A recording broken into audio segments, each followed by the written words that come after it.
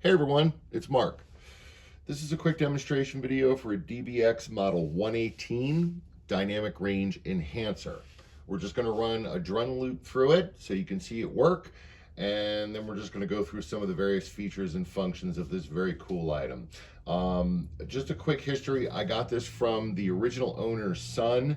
It does come with the original owner's manual, which is very, very cool. To have that, it goes into detail about, what this unit is and how to work it. I'm just going to give a general description and demonstration of what these are and how you can use them. As far as, what this was designed for, it was definitely designed for the home audiophile use. You can have it compress music or expand music, and it's got other various functions to where you can control that. But where these have become very popular is with recording engineers, because these use a lot of the same circuitry of the very famous DBX 160 VU.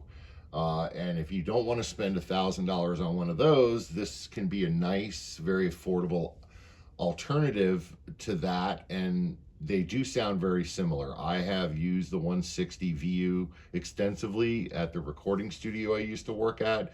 Great on drums, bass, and guitar. You can even use them on some vocals. They sound fantastic. But we're just going to run some audio through this. I'm going to run a drum loop through it, and I'm just going to go through some of the various different features. Now, as I said before, it could either be used as a compressor or as an expander.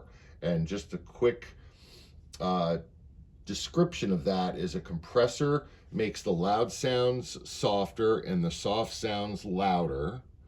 So it does that to the audio. And an expander makes the loud sounds louder and the soft sounds softer. This is the threshold, and the threshold determines when the unit starts working in the dynamic range of the music. And this is an above threshold and linear button. That's actually a very cool button to have, because you can essentially use it as a peak limiter or as a normal compressor with this button right here. Because if you have it in the above threshold setting, it'll only process the audio above the threshold, so when this light is lit. And if you have it in the linear, it's going to process audio that's above the threshold and some of it that's also below the threshold. Like the DBX 160 VU, this has a below and above light, which I like a lot. A lot of people say the goal is to get these lights dancing back and forth, but you could use it any way you want. And, if you want to squash the heck out of your drums or guitar or vocals, go right ahead. But let's start the drum loop, and then we'll go ahead and go through some of the various features. This one works perfectly. Everything on it seems to work really well.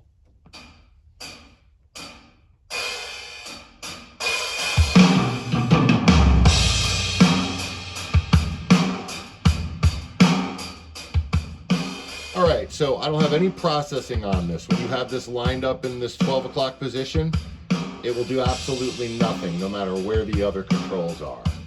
Let's turn it up a little bit. Get the threshold a little bit more going. Let's add some compression.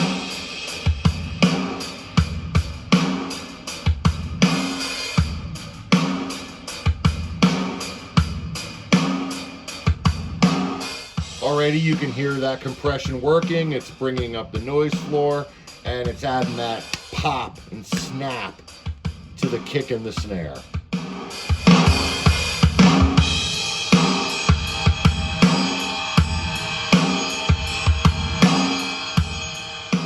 Let's go ahead and increase the compression ratio to 5:1.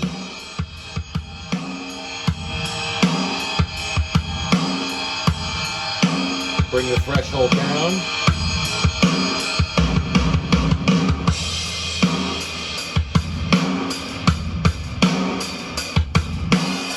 Again, this is without.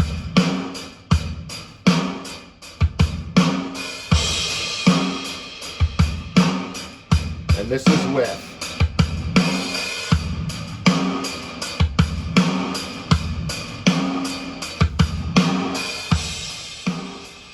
All right, let's go ahead and test it with the above threshold setting. Now, Again, when you have it in the above threshold setting, all that is doing is basically you can use it as a peak limiter, where if it reaches a certain point wherever you set this threshold, it's only gonna limit or compress the audio above the threshold. So let's go ahead and see how that sounds.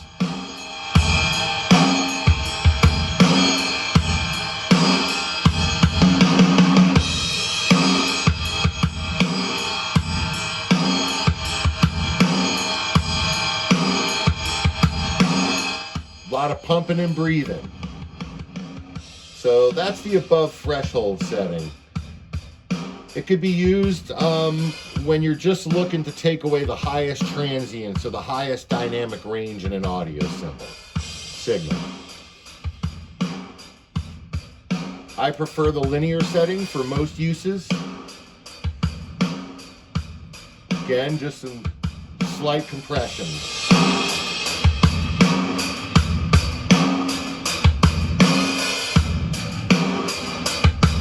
A little more.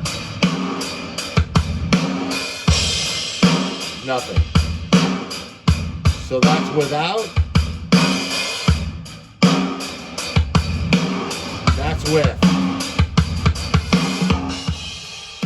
Now, as far as the dynamic range goes, and using this as an expander, you could really get some really crazy sounds with the expander. Make sure I've got some drum music left. Let's rewind a little bit. Okay, you can really get some cool sounds. Again, the expander makes the loud sounds louder and the soft sounds softer. And if you really crank up the expander, it almost starts to sound like a gate or a noise reduction unit.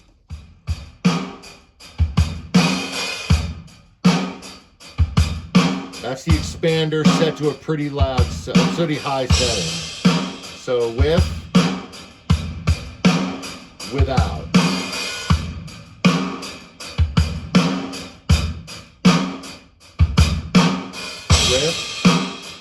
With, without. Back off the threshold a little bit.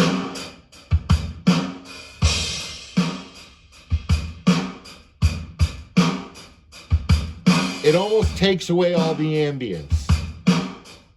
It's only really hitting on the loudest parts. This is with the above threshold setting.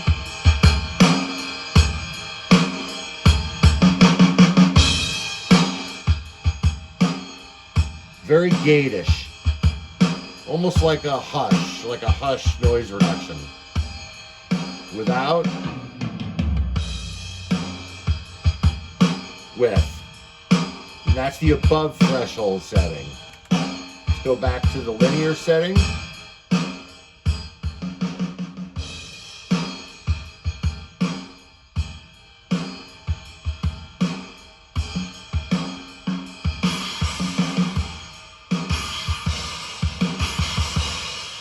But very cool, very cool. And let's go back to the compressor setting.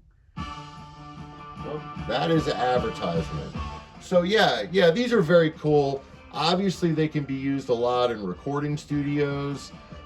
They're definitely very popular amongst recording engineers. They're also really good with full program material too. So, you know, a lot of it is, you know, depending upon what source you're gonna have it on. But again, this one works perfectly. Everything on it is working exactly like it should.